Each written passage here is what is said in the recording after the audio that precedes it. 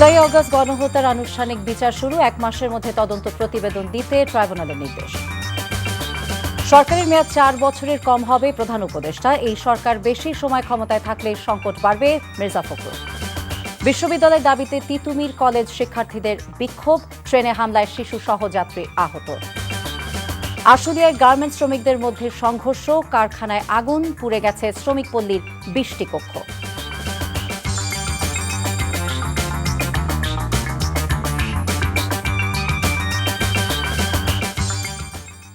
আসসালামু আলাইকুম, ফারজানা নাহিদ স্বাগত জানাচ্ছি এনটিভিতে সন্ধ্যার খবরে। ক্রাউন সিমেন্ট শিরোনাম দেখছিলেন।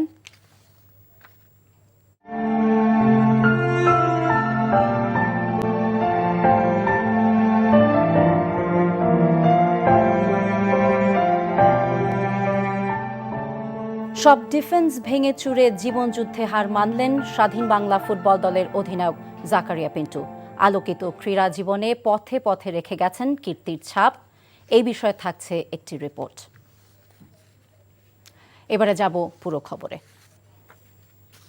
জুলাই অগস্ট গণহত্যা এবং মানবতা বিরোধী অপরাধের মামলায় শেখ হাসিনা সহ 46 জনের বিরুদ্ধে তদন্তের অগ্রগতি প্রতিবেদন আগামী 17 ডিসেম্বরের মধ্যে জমা দিতে নির্দেশ দিয়েছে আন্তর্জাতিক অপরাধ ট্রাইব্যুনাল। সকালে 13 জন আসামিকে ট্রাইব্যুনালে হাজির করা হলে শুনানি শেষে বিচারপতি গোলাম মর্তুজা মজুমদারের নেতৃত্বাধীন ট্রাইব্যুনাল এই আদেশ দেন। রিপোর্টে আরও জানাচ্ছেন হাসান জাবেদ। জুলাই আগস্ট গণহত্যা ও মানবতা বিরোধী অপরাধের অভিযোগে সোমবার সকালে শেখ হাসিনা সরকারের 9 মন্ত্রী ও 2 উপদেষ্টা সহ 13 জনকে আন্তর্জাতিক অপরাধ ট্রাইব্যুনালে হাজির করা হয়। যাদের হাজির করা হয় তারা হলেন সাবেক মন্ত্রী আনিসুল হক, ফারুক খান, ডাক্তার দীপুমণি, শাহজাহান খান, রাশেদ খান মেনন, হাসানুল হক ইনু, জুনায়েদ আহমেদ পলক, সালমান এফ রহমান, ডক্টর তৌফিক ইলাহি চৌধুরী, কামাল আহমেদ মজুমদার, গোলাম দস্তগীর গাজী, অবসরপ্রাপ্ত বিচারপতি শামসুদ্দিন চৌধুরী মানিক ও সাবেক স্বরাষ্ট্র সচিব জাহাঙ্গীর আলম। আর রিমান্ডে থাকায় ডক্টর আব্দুর রাজ্জাককে হাজির করা হয়নি। আসামিদের উপস্থিতিতে বিচার কাজ শুরু হয়। শুরুতে চিফ প্রসিকিউটর গত 15 বছরে সংঘটিত খুন, গুম, নির্যাতন সহ নানা অপরাধের জন্য শেখ হাসিনা এবং হাজির করা আসামিরা কিভাবে দায়ী তা তুলে ধরেন। প্রধান আসামি ছিলেন শেখ হাসিনা, শুধুমাত্র তাকে রক্ষা করা এবং তাকে ক্ষমতা রাখার জন্য এই অপরাধগুলো সংঘটিত হয়েছে এবং এই সমস্ত অপরাধের সবচাইতে বড় দায় হচ্ছে শেখ হাসিনা।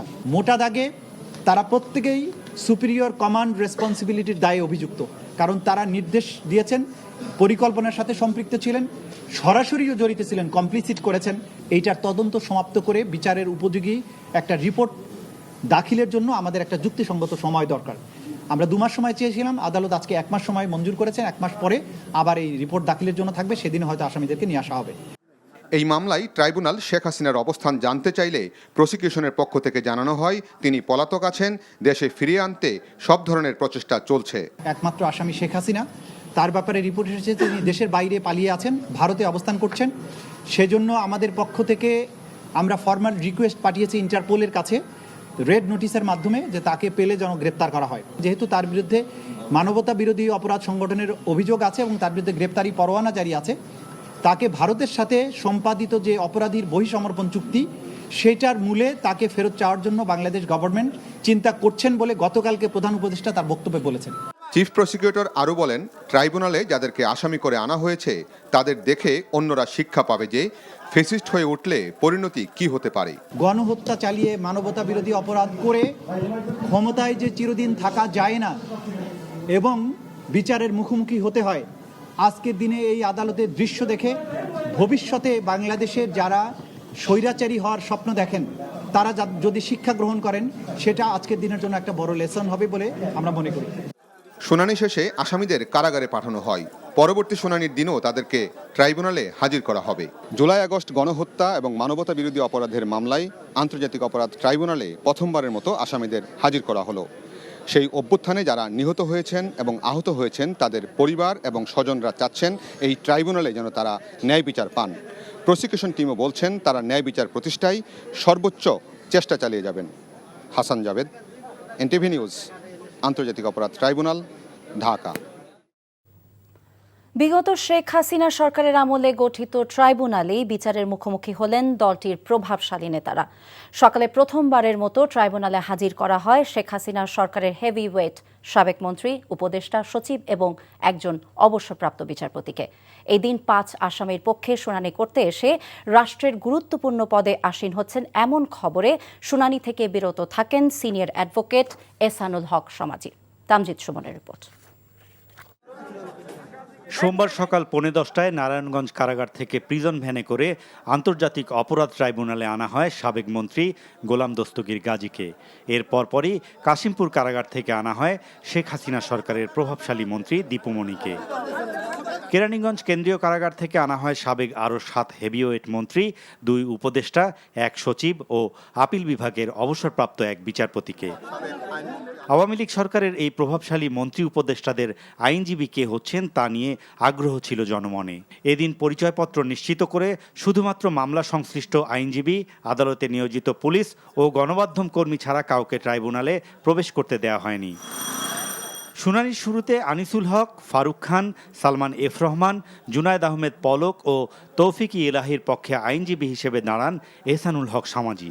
তবে এহসানুল হক সমাজি রাষ্ট্রীয় গুরুত্বপূর্ণ পদে দায়িত্ব পেতে যাচ্ছেন চিফ প্রসিকিউটরের দেয়া এমন তথ্যে আসামি পক্ষের বক্তব্য উপস্থাপন থেকে বিরত থাকেন তিনি। যেহেতু লার্নের চিফ প্রসিকিউটর যেই ইন্টিমেশন অনারেবল ট্রাইব্যুনালকে দিয়েছেন এবং বলেছেন যে আমি দায়িত্ব নিয়েই কথাই বলছি, তিনি সূচনা লগ্নেই যে কথাগুলো বলেছেন, আমি মহামান্য আদালত এবং সকলের প্রতি শ্রদ্ধাশীল হয়ে আজকে আমি আমার বক্তব্য দান থেকে বিরত ছিলাম। পরে মামলার প্রয়োজনীয় নথি চেয়ে আবেদন করেন আসামি পক্ষের কয়েকজন আইনজীবী। অভিযোগের কপি আসামিদেরকে ওয়ারেন্ট এক্সিকিউশনের সময় অথবা পরে প্রদান করা যাইতে পারে। উক্ত এলিগেশনের কপি প্রদান করা হয়নি। মাননীয় ট্রাইব্যুনাল মৌখিকভাবে বলে দিয়েছেন যে আদেশের এলিগেশনের কপি আপনাদের 2 জন আসামি সহ অন্যান্য আসামিদেরও প্রদান করা হইবে। শুনানি শেষে পরিবারের সদস্য ও নিজেদের নিয়োগ দেয়া আইনজীবীদের সাথে সাক্ষাৎ শেষে কারাগারে পাঠানো হয় অভিযুক্তদের। Tamjid Suman, NTV news, Dhaka. অন্তর্বর্তীকালীন সরকারের মেয়াদ 4 বছরের কম হবে উল্লেখ করে প্রধান উপদেষ্টা অধ্যাপক ডক্টর মোহাম্মদ ইউনূস বলেছেন, তার সরকারের মেয়াদ আসলে কতদিন হবে তা নির্ভর করছে জনগণ এবং রাজনৈতিক দলগুলো কি চায় তার উপর। গতকাল কাতার ভিত্তিক টেলিভিশন চ্যানেল আল জাজিরায় প্রচারিত এক সাক্ষাৎকারে তিনি এসব কথা বলেন। মার্কিন যুক্তরাষ্ট্রের নির্বাচিত নতুন প্রেসিডেন্ট ডোনাল্ড ট্রাম্পের সাথে তার সরকারের কাজ করতে কোনো সমস্যা হবে না বলেও আশ্বস্ত করেন ডক্টর ইউনূস। নজরানা চৌধুরীর রিপোর্ট। সম্প্রতি আজারবাইজানের রাজধানী বাকুতে অনুষ্ঠিত জলবায়ু সম্মেলন COP29-এ যোগ দেন বাংলাদেশের অন্তর্বর্তীকালীন সরকারের প্রধান উপদেষ্টা অধ্যাপক মোহাম্মদ ইউনূস। সম্মেলনের ফাঁকে কাতার ভিত্তিক আল জাজিরা টেলিভিশনকে এক সাক্ষাৎকার দেন doctor Yunus.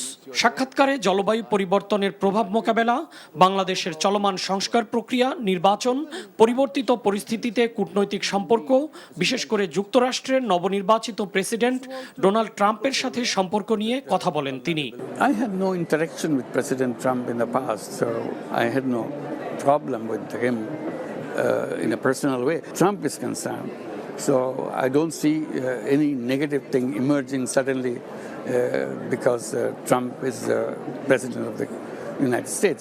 It has totally baseless propaganda. It's unfortunate. Most of these propaganda originates from Indian side for whatever reason it may be, to keep this tension alive probably. তার নিজের রাজনীতিতে আসার কোনো ইচ্ছে আছে কিনা এমন প্রশ্নের জবাবে প্রধান উপদেষ্টা এরকম সম্ভাবনার কথা নাকচ করে দেন। জানান, বাংলাদেশের সামনে সংস্কারের একটি সুযোগ এসেছে, এটি হারানো উচিত নয়। It's all question of what people want. The political parties want. If political parties say forget about it, give the election, let's do it, we'll do it. We have a chance you didn't take. Our intention to get it done as quickly as possible.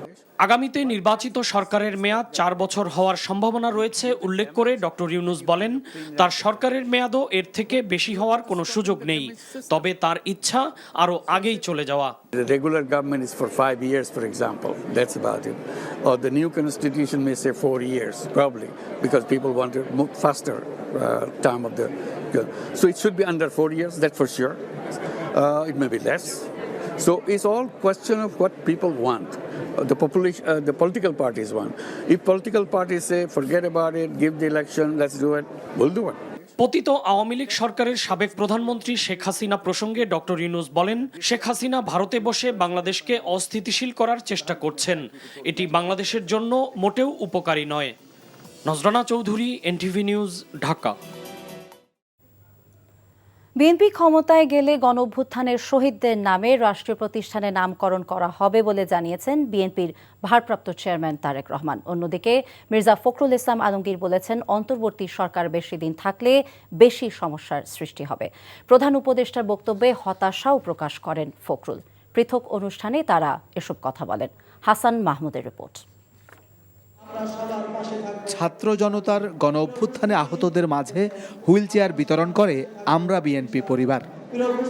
জাতীয় press club অডিটোরিয়ামে আয়োজিত অনুষ্ঠানে অনলাইনে যুক্ত হন সংগঠনটির প্রধান পৃষ্ঠপোষক তারেক রহমান।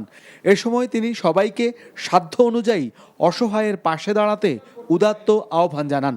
বিএনপি সরকার গঠনে সক্ষম হলে স্বৈরাচারকে বিদায় করার জন্য যারা নিজের জীবন উৎসর্গ করেছেন, রাষ্ট্রের যে প্রতিষ্ঠানগুলো তৈরি হবে বিভিন্ন স্থানে, এই শহীদদের নামে সেই প্রতিষ্ঠানগুলো নামকরণ করার একটি প্রস্তাবনা আমাদের রয়েছে। বাংলাদেশের সকল মানুষকে বলতে চাই, আপনি নিজে যদি মনে করেন আপনার সামর্থ্য অনুযায়ী আপনি কাউকে সহযোগিতা করতে পারবেন, সেই মানুষটিকে কিছুটা হলেও চলাফেরায় হোক বা ভিন্নভাবে হোক স্বাবলম্বী করে দেওয়ার দয়া করে সহযোগিতার হাত বাড়িয়ে দেবেন।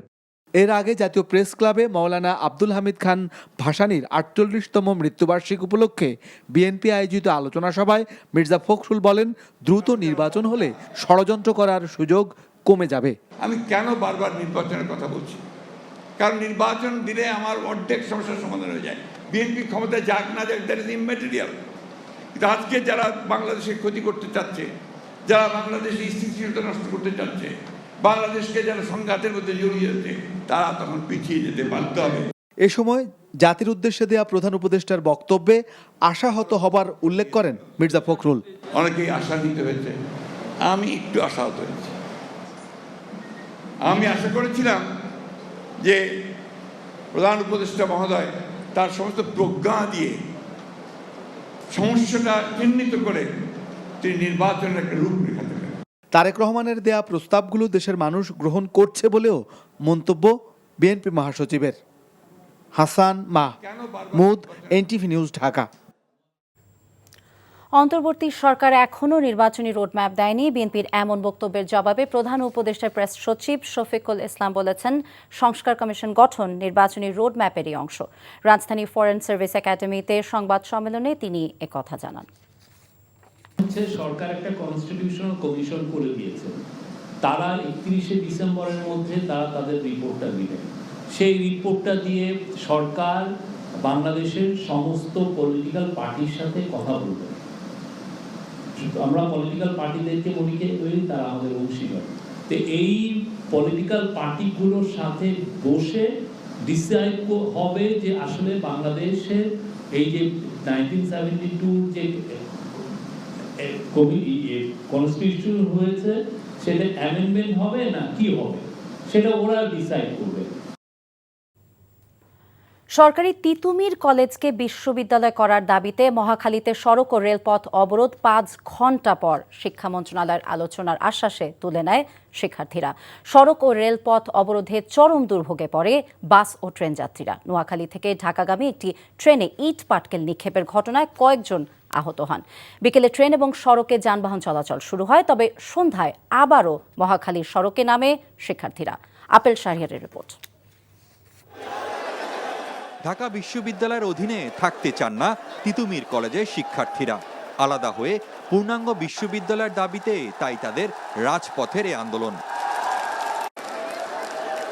কলেজ থেকে মিছিল নিয়ে মহাখালী রেল ক্রসিংয়ে অবস্থান নেন। বন্ধ হয়ে যায় রাজধানীর সাথে সারা দেশের রেল যোগাযোগ। তিতুমির বিশ্ববিদ্যালয়ের দাবিতে সে প্রেক্ষিতে 24-এ এসে 5 আগস্টের পর থেকেই আমরা এই বিশ্ববিদ্যালয়ের দাবিতে আন্দোলন শুরু করেছিলাম। শিক্ষার ক্ষেত্রে যে বৈষম্য, আমরা দাবির আন্ডারে আছি, কিন্তু আমাদের শিক্ষা ব্যবস্থায় আমাদের শিক্ষক এবং আমাদের যে পরীক্ষা পদ্ধতি এগুলি বিশ্ববিদ্যালয়ের মানের নয়। এটা 2017 সালে ঢাবির অন্তর্ভুক্ত হয়ে যায়, তখন থেকে আমরা আরো বেশি করে বৈষম্যের শিকার হই। নোয়াখালী থেকে ঢাকাগামী উপকূল এক্সপ্রেস রেল ক্রসিংয়ে না থামলে ট্রেন লক্ষ্য করে ইটপাটকেল নিক্ষেপ করে শিক্ষার্থীরা। এতে শিশুসহ বেশ কয়েকজন যাত্রী আহত হন। পরিস্থিতি স্বাভাবিক রাখতে ঘটনাস্থল ঘিরে রাখে আইনশৃঙ্খলা বাহিনীর সদস্যরা। পরে শিক্ষা মন্ত্রণালয়ের আশ্বাসে প্রায় 5 ঘন্টা পর অবরোধ তুলে নেন শিক্ষার্থীরা। অবরোধের কারণে কমলাপুর রেল স্টেশনে ট্রেনের শিডিউল বিপর্যয় দেখা দেয়। নির্ধারিত সময় ট্রেন না ছাড়ায় চরম ভোগান্তিতে পড়েন যাত্রীরা। মহাখালী এলাকায় সৃষ্টি হয় তীব্র যানজটের, যার প্রভাব পড়ে নগর জুড়ে। অনেকেই পায়ে হেঁটে গন্তব্যে যান। Apple Shahriar, NTV news, Dhaka. স্বাধীন বাংলা ফুটবল দলের অধিনায়ক বীর মুক্তিযোদ্ধা জাকারিয়া পিন্টু আর নেই। রাজধানীর একটি হাসপাতালে চিকিৎসাধীন অবস্থায় আজ সকালের দিকে শেষ নিঃশ্বাস ত্যাগ করেন 81 বছর বয়সী এই কিংবদন্তি। তার মৃত্যুতে শোক প্রকাশ করে সাবেক সতীর্থরা বলছেন, মুক্তিযুদ্ধে অসামান্য অবদান রাখলেও প্রাপ্য সম্মানটুকু পাননি পিন্টু। কুশল ইয়াসেরের রিপোর্ট। জাকারিয়া পিন্টু এদেশের ফুটবলের আতুর ঘরের প্রথম অধিনায়ক। স্বাধীনতার যুদ্ধে রাইফেল, মেশিনগানের জায়গায় তার যুদ্ধের বড় উপকরণ ছিল পায়ের ফুটবল। তিনি ও তার সতীর্থরা মুক্তিযুদ্ধে স্বাধীন বাংলা ফুটবলের মধ্য দিয়ে যে আলোড়ন তুলেছিলেন তা ইতিহাসের পাতায় লেখা হয়েছে স্বর্ণাক্ষরে। সেই অকুতভয়ের অধিনায়ক চোখ বুঝলেন চিরকালের মতো। হৃদরোগ, কিডনি জটিলতায় ভুগছিলেন বহুদিন। রোববার তাকে ধানমন্ডির এক হাসপাতালে ভর্তিও করা হয়, কিন্তু সব রক্ষণাবেহ ভেঙে দিয়েছে মৃত্যু। জাকারিয়া পিন্টুর মৃত্যুর খবর পেয়ে ছুটে আসেন আত্মীয়, সতীর্থরা। ধানমন্ডির তাকুয়া মসজিদে তার প্রথম জানাজা সম্পন্ন হয়। উনি মুক্তিযুদ্ধের সময় খেলাধুলা হয়তো আর্মস করে না, কিন্তু উনি একজন মুক্তিযোদ্ধা ছিল।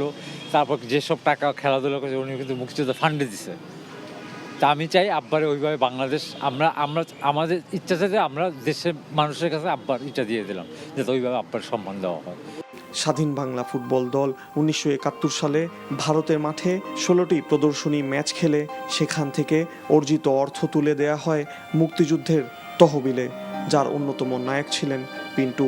সতীর্থরা বলছেন, প্রাপ্য সম্মানটুকু দেয়া হয়নি তাকে। এত ইম্পর্টেন্ট প্লেয়ার ছিল মর্সেন ক্লাবে যে তাকে বিট করে গোল হয়েছে এইরকম আমি দেখি নাই আমার ক্রীড়া জীবনে। আমি এটা দেখি নাই, ইভেন কি স্বাধীন বাংলা ফুটবল দলের খেলাতেও দেখি নাই যে কেউ তাকে বিট করে গোল দিছে। পাশে পিন্টু ভাই খেলছেন এবং পিন্টু ভাই এত সাহস যোগাইছেন, না হলে আজকে আমি এই 51 বছরে আজকে ফুটবলের সাথে আছি, ঢাকা মাঠে আমি খেলতেই পারতাম না। বাংলাদেশকে তিনি রিপ্রেজেন্ট করছে এবং এইটা ওনার মূল্যায়ন আমরা কেন যে করি নাই, আমাদের বাংলাদেশ সরকারের এটা বলতে পারেন যে ব্যর্থতা বলতে পারেন। খেলোয়াড়ি জীবন শেষে সংগঠকের ভূমিকায় ছিলেন। মোহামেডানের পরিচালক পদও অলংকৃত করেছেন পিন্টু। তার মরদেহ মঙ্গলবার সকালে প্রিয় ক্লাব মোহামেডানে আনা হবে। সকাল 10টায় জানাজার পর জাতীয় প্রেস ক্লাবে আরেকটি জানাজা হবে। শ্রদ্ধা জানানোর পর মিরপুরে বুদ্ধিজীবী কবরস্থানে তাকে দাফন করা হবে। 1943 সালের 1 জানুয়ারি নওগাঁয় জন্ম নেয়া এই কিংবদন্তি ফুটবল শুরু করেছিলেন 50-এর দশকের শেষ দিকে। কুশল ইয়াসির, এনটিভি নিউজ, ঢাকা। রাষ্ট্র সংস্কারের চ্যালেঞ্জ মোকাবেলায় সঠিক পথেই আছে অন্তর্বর্তী সরকার। তাদের কার্যক্রম নিয়ে হতাশ নয়, তবে জনগণের প্রত্যাশা পূরণে আরও গতিশীল হবার তাগিদ দিয়েছে টিআইবি। সরকারের 100 দিনের পর্যবেক্ষণ তুলে ধরে অন্তর্বর্তীকালীন সরকারের দায়িত্ব বাস্তবায়নে প্রয়োজনীয় কৌশল এবং রোডম্যাপ প্রণয়নের তাগিদও দেয় সংস্থাটি। নাজিবুর রহমানের রিপোর্ট। অন্তর্বর্তীকালীন সরকারের 100 দিন পূর্তিতে ব্রিফিংয়ে পর্যবেক্ষণ প্রতিবেদন তুলে ধরে ট্রান্সপারেন্সি ইন্টারন্যাশনাল বাংলাদেশ। এতে উঠে আসে সরকার গঠন, রাষ্ট্র সংস্কার কমিশন গঠন, চুক্তিভিত্তিক নিয়োগ বাতিল সহ নানা বিষয়। অভিযোগ করা হয়, সরকারের দায়িত্ব বাস্তবায়নে প্রয়োজনীয় কৌশল ও রোডম্যাপ প্রণয়নের উদ্যোগ এখনও নেওয়া হয়নি। দ্রব্যমূল্য নিয়ন্ত্রণ, সেই সাথে আইন শৃঙ্খলা বাহিনী পুনর্গঠনে সরকারি উদ্যোগে ধীরগতি দেখছে সংস্থাটি। অস্বীকার করার কোনো উপায় নেই যে মানুষের দৈনন্দিন জীবনে যে মূল বিষয়টি দ্রব্যমূল্যের ক্ষেত্রে, বাজার নিয়ন্ত্রণের ক্ষেত্রে প্রত্যাশিত ভূমিকা পালিত হয়নি বা প্রত্যাশিত অর্জন হয়নি। ভূমিকা ছিল, প্রয়াস ছিল, এখনো আছে, অব্যাহত আছে, কিন্তু সেটি সুফল হয়নি। রাষ্ট্র সংস্কার এবং নতুন রাজনৈতিক বন্দোবস্ত অর্জনের লক্ষ্যে রোডম্যাপ সহ, টাইম বাউন্ড রোডম্যাপ সহ কৌশল প্রণয়নের সম্ভাবনা ছিল। সেটির প্রতি আমরা আহ্বান জানিয়েছিলাম, সেটি করা হয়নি। পাচার হওয়া অর্থ ফিরিয়ে আনার প্রক্রিয়া দীর্ঘমেয়াদী হলেও অন্তর্বর্তীকালীন সরকারকে প্রচেষ্টা অব্যাহত রাখার আহ্বান জানানো হয়। পাশাপাশি বৈদেশিক ঋণ নেয়ার বদলে অনুদান সংগ্রহের দিকে মনোযোগী হওয়ার পরামর্শ দেন টিআইবির নির্বাহী পরিচালক। সরকারের মধ্যে ইতিবাচক রাজনৈতিক চর্চার ঘাটতি কিন্তু দৃশ্যমান। বিশেষ করে দলবাজি, দখলবাজি, চাঁদাবাজি কিন্তু নতুন করে স্ট্রাইক ব্যাক হচ্ছে। সুদসহ ঋণ পরিশোধের বোঝায় জড়িত দেশবাসী, তাদের উপর আরো অতিরিক্ত বোঝা এটা চাপিয়ে দেয় কিনা সেটা কিন্তু ভাবতে হবে। এই ঋণ সহায়তার তুলনায় অনুদানের দিকে আরো বেশি দৃষ্টি দেওয়ার প্রয়োজন বলে আমরা মনে করি। রাজনৈতিক দলগুলোতে গণতান্ত্রিক চর্চা ও প্রয়োজনীয় সংস্কার করার তাগিদও দেন তিনি। Najibur Rahman, NTV news, Dhaka. স্বাস্থ্য, নারী, শ্রম খাত, স্থানীয় সরকার এবং গণমাধ্যম সংস্কার এই কমিশনের পূর্ণাঙ্গ কমিটি প্রকাশ করেছে সরকার। মন্ত্রিপরিষদ থেকে পাঠানো আদেশে বলা হয়, বাংলাদেশ ডায়াবেটিক সমিতির সভাপতি প্রফেসর এ কে আজাদ খানকে প্রধান করে 12 সদস্যের স্বাস্থ্য খাত সংস্কার কমিশন গঠন করা হয়েছে। Bangladesh institute of labour studies বিলসের নির্বাহী পরিচালক সৈয়দ সুলতান উদ্দিন আহমেদকে প্রধান করে 10 সদস্যের শ্রম সংস্কার কমিশনের পূর্ণাঙ্গ তালিকা প্রকাশ করা হয়েছে। চট্টগ্রাম বিশ্ববিদ্যালয়ের লোক প্রশাসন বিভাগের সাবেক চেয়ারম্যান প্রফেসর তোফায়েল আহমেদকে প্রধান করে 8 সদস্যের স্থানীয় সংস্কার কমিশন গঠনের সিদ্ধান্ত নেওয়া হয়। 10 সদস্যের নারী বিষয়ক সংস্কার কমিশনের প্রধান করা হয়েছে নারী পক্ষের প্রতিষ্ঠাতা সদস্য শিরিন পারভিন হককে। এছাড়া গণমাধ্যম সংস্কার কমিশনের সাংবাদিক কামাল আহমেদকে প্রধান করে 10 সদস্যের পূর্ণাঙ্গ তালিকা প্রকাশ করা হয়েছে। 81 বছর পর কুমিল্লা ময়নামতি ওয়ার সিমেট্রি থেকে জাপানে নেওয়া হচ্ছে দ্বিতীয় বিশ্বযুদ্ধের নিহত দেশটির 24 সৈনিকের দেহাবশেষ। জাপান থেকে 7 সদস্যের ফরেনসিক বিশেষজ্ঞ দল দেহাবশেষ উত্তোলনের কাজ শুরু করেছেন। সমাধিতে মাথার খুলি, শরীরের বিভিন্ন অংশের হাড় পাওয়া গেছে। এক তরুণ সৈনিকের মাথার খুলিতে বুলেটের চিহ্ন পাওয়া গেছে। বুধবার থেকে কার্যক্রম শুরু করে এরই মধ্যে 10 জনের দেহাবশেষ উত্তোলন করা হয়েছে। জাপানের প্রতিনিধিদের সঙ্গে এ কাজে সহায়তা করছেন স্বাধীনতা পদকপ্রাপ্ত লেফটেন্যান্ট কর্নেল অবসরপ্রাপ্ত কাজী সাজ্জাদ আলী জহির বীর প্রতীক। কুমিল্লা সেনানিবাস এলাকায় ময়নামতি ওয়ার সিমেট্রি। দ্বিতীয় বিশ্বযুদ্ধে নিহত জাপানের 24 জন সহ 13টি দেশের 738 জন সৈনিককে এখানে সমাহিত করা হয়। 1962 সালে এক সৈনিকের দেহাবশেষ স্বজনেরা যুক্তরাষ্ট্রে নিয়ে যান। কমনওয়েলথ গ্রেভিয়ার্ড কমিশন এই সমাধিক্ষেত্র রক্ষণাবেক্ষণের দায়িত্ব পালন করে আসছে। ওয়ারেন্ট ছাড়া ঢালাওভাবে 54 ধারায় গ্রেফতার এবং রিমান্ড বন্ধে আইন সংশোধনের সুপারিশ করা হবে বলে জানিয়েছেন পুলিশ সংস্কার কমিশনের প্রধান সফররাজ হোসেন। বিকেলে সচিবালয়ের স্বরাষ্ট্র উপদেষ্টা অবসরপ্রাপ্ত লেফটেন্যান্ট জেনারেল জাহাঙ্গীর আলম চৌধুরীর সাথে পুলিশ বাহিনী সংস্কারে গঠিত কমিশনের মত বিনিময় শেষে কথা বলেন তিনি। গ্রেফতারের পরপরই আত্মীয় স্বজনদের জানান 24 ঘন্টার মধ্যে আদালতে হাজির করা সহ উচ্চ আদালতের নির্দেশনা নিশ্চিত করতে সুপারিশ থাকবে বলেও জানান সফররাজ হোসেন। সরকারি চাকরিতে যোগদানের আগে পুলিশের ভেরিফিকেশন থাকবে, তবে আত্মীয় স্বজনদের রাজনৈতিক পরিচয় দেখা হবে না। জাতীয় পরিচয়পত্রের তথ্যের সত্যতা যাচাই করার সুপারিশ করা হবে বলেও জানান তিনি। রাজনৈতিক সদিচ্ছা না থাকলে পরবর্তী সরকার গঠনের পর পুলিশের সংস্কার কঠিন হবে বলেও জানান সফররাজ হোসেন।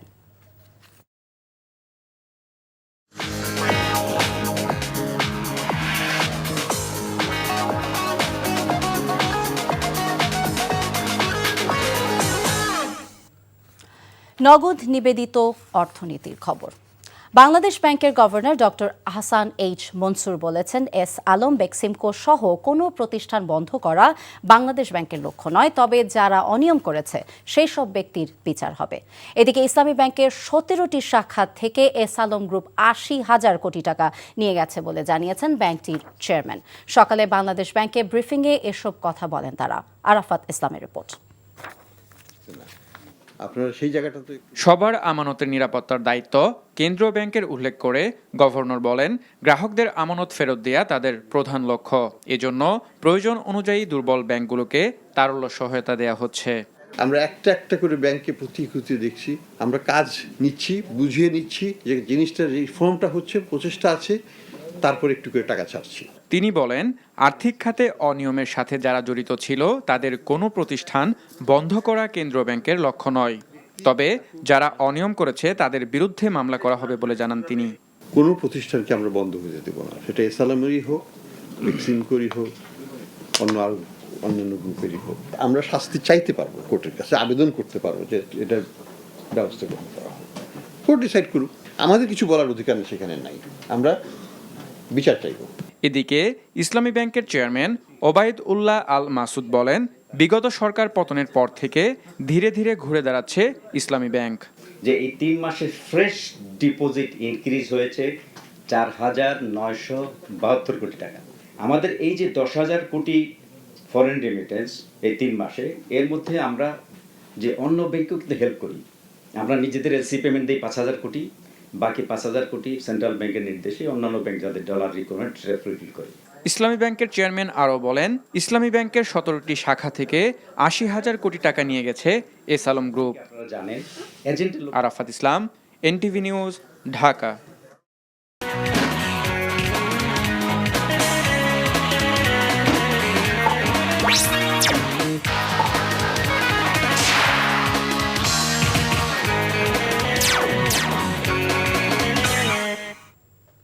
ইস্পাহানি প্রিমিয়াম টি খেলার খবর। দেশের হয়ে 39টি টেস্ট খেলার অভিজ্ঞতাকেই নিজের ক্যারিয়ারের সবচেয়ে বড় প্রাপ্তি মনে করছেন ইমরুল কায়েস। আরও 2 মৌসুম সাদা বলের ঘরোয়া ক্রিকেট খেলতে চান এই ব্যাটার।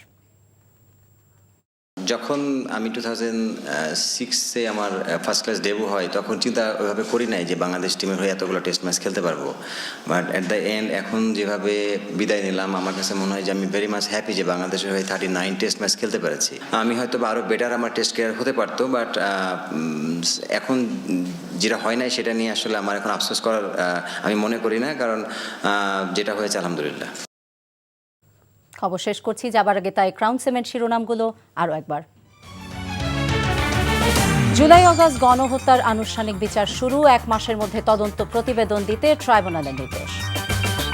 সরকারের মেয়াদ 4 বছরের কম হবে, প্রধান উপদেষ্টা। এই সরকার বেশি সময় ক্ষমতায় থাকলে সংকট বাড়বে, মির্জা ফখরুল।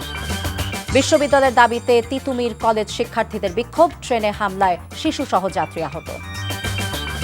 আশুলিয়ার গার্মেন্টস শ্রমিকদের মধ্যে সংঘর্ষ, কারখানায় আগুন, পুড়ে গেছে শ্রমিক পল্লীর 20টি কক্ষ। এই ছিল সন্ধ্যার খবরে। এই খবরের ভিডিও সব জানতে ভিজিট করুন এনটিভি অনলাইন www.ntvbd.com। এছাড়া এনটিভি জনপ্রিয় সব অনুষ্ঠান এবং খবরের আপডেট জানতে ভিজিট করুন আমাদের ইউটিউব এবং ভেরিফাইড ফেসবুক পেজ। রাত 10:30টায় রাতের খবর দেখার আমন্ত্রণ রইল। সবাইকে ধন্যবাদ।